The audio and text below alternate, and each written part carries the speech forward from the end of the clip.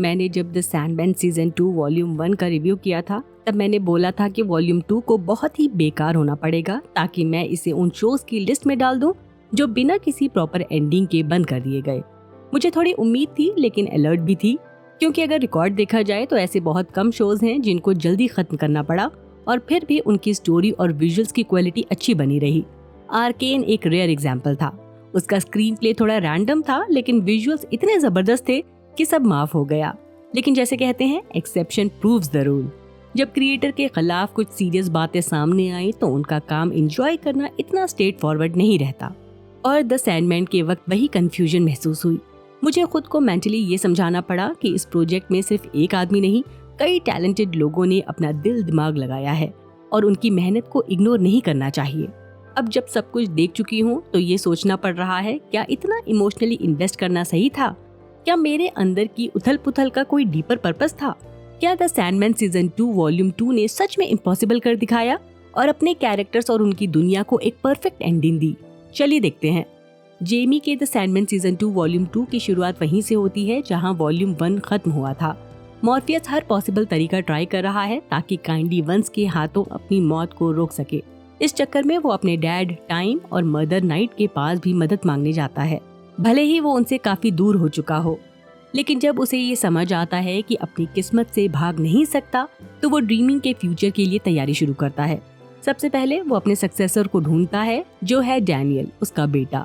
ये डिसीजन काफी सही लगता है क्योंकि डैनियल सपनों की दुनिया में कंसीव हुआ था। पर यहीं मॉर्फियस एक बड़ी गलती कर देता है। वो लोकी को डैनियल को लाने की जिम्मेदारी देता है। जैसे सोचा था, लोकी डैनियल को छुपा देता है और किसी को बताता ही नहीं। इस वजह से मॉर्फियस को अपनी दुनिया छोड़कर डैनियल को बचाने निकलना पड़ता है। और लोकी जानता है कि जैसे ही मॉर्फियस ड्रीमिंग से बाहर जाएगा, काइंडली वंस अटैक कर देंगी। पर एक प्रॉब्लम है, काइंडली वंस मॉर्फियस को खुद नहीं मार सकती। उन्हें एक वेसल चाहिए और क्योंकि डैनियल ही किडनैप हुआ है तो गेस करना मुश्किल नहीं कि लेटा को उसका वेपन बनाया जाए। द सैंडमैन का ये सेकंड वॉल्यूम डेथ के बारे में है। ज्यादातर लोगों को नहीं पता होता कि उनकी मौत कब आएगी। कभी ये अचानक होती है और कभी इंसान काफी दर्द से गुजरता है इस दुनिया से जाने से पहले। सबकी जर्नी अलग होती है लेकिन मंजिल एक ही होती है, मौत। इस सीजन में राइटर्स ये सोचने की कोशिश करते हैं कि अगर एक एंडलेस, एक ऐसा इमॉर्टल बीइंग भी वही अंजाम फेस करे जो हम सबका होता है तो क्या कुछ अलग होगा? उसका जवाब डीप भी है और सरप्राइजिंग भी। सबसे पहले तो मुझे ये देखकर प्लेजेंट शॉक लगा कि वारिस ढूंढने की बात को किस एंगल से दिखाया गया है। लेकिन शो ने मुझे ये सोचने पर मजबूर कर दिया कि एक हेir होना जरूरी है, और ये सिर्फ अपना खून आगे बढ़ाने के सेंस में नहीं, बल्कि इस तरह से कि किसी बच्चे को अपना बनाकर अपने प्रिविलेज और अपनी कहानी उस तक पहुंचाई जाए। क्योंकि अगर तुम्हारी कहानियां उन लोगों के थ्रू जिंदा रहती हैं जो तुमसे प्यार करते हैं तो तुम कहीं ना कहीं अमर हो जाते हो। हाँ, ये आइडिया कई कहानियों में पहले भी दिखाया गया है, लेकिन इस शो ने इस वक्त जब दुनिया थोड़ी डार्क और होपलेस लगती है, इस कॉन्सेप्ट को जिस तरीके से प्रेजेंट किया वो जेन्युइनली आंखें खोलने वाला था। जो चीज मुझे और भी हैरान कर गई वो ये थी कि द सैंडमैन सीजन 2 वॉल्यूम 2 किसी धमाकेदार एंडिंग के साथ खत्म नहीं होता। अब बताइए, क्या मुझे ब्लेम किया जा सकता है? अगर मैं एक्सपेक्ट कर रही थी कि मॉर्फियस और काइंडली वंस के बीच एक CGI और VFX से भरा फाइट सीन होगा, मुझे ये सोचने पर जरा भी बुरा नहीं लगा, क्योंकि आजकल के फैंटेसी शोज में तो मोस्टली यही होता है।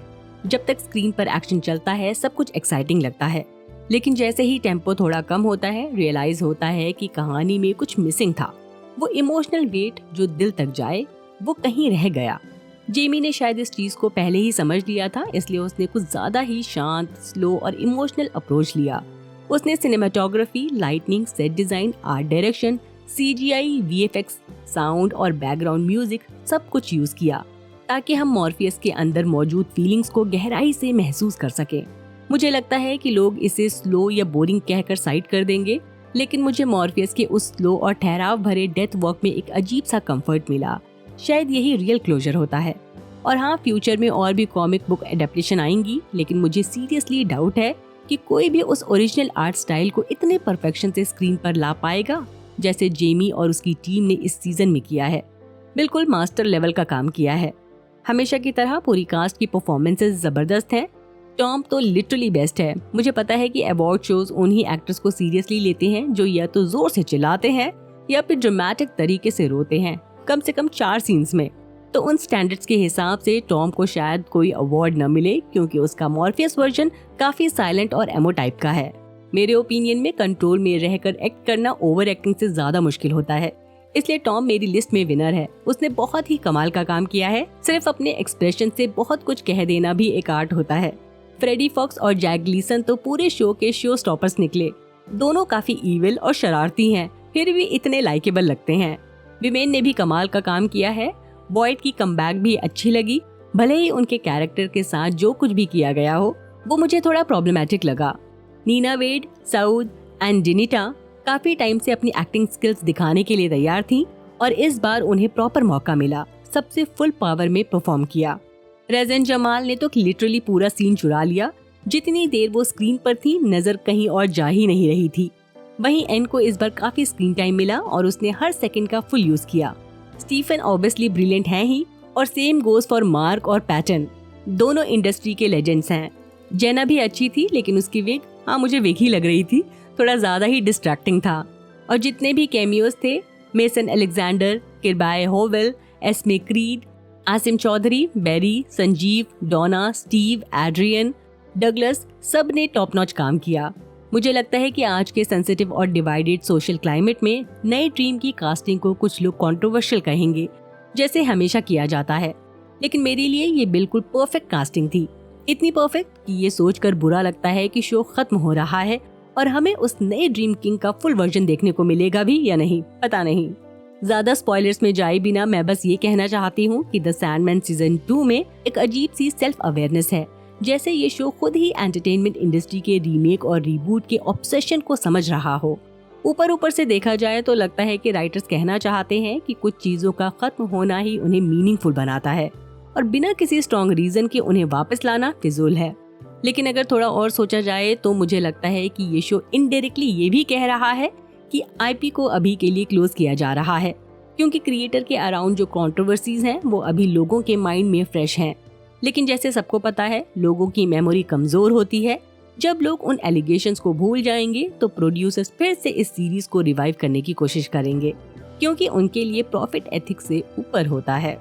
ये कहने का मतलब ये नहीं है कि शो बुरा है, नहीं, मुझे तो ये काफी पसंद आया। इसने मुझे तो कभी इमोशनल कर दिया और कभी हंसा भी दिया। बस ये अफसोस है कि शो को ऐसे खत्म होना पड़ा। मैं समझ सकती हूँ कि क्यों ये बंद हो रहा है, और क्योंकि मुझे इसकी कास्ट और क्रू का काम बहुत पसंद आया तो मैं सिर्फ उन्हें आगे के लिए बेस्ट विशेस दे सकती हूँ।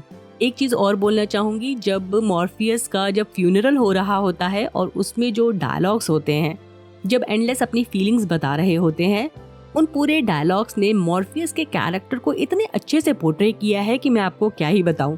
मुझे वो सीन बहुत ज्यादा इमोशनल लगा, इवन मुझे बहुत ज्यादा पसंद भी आया।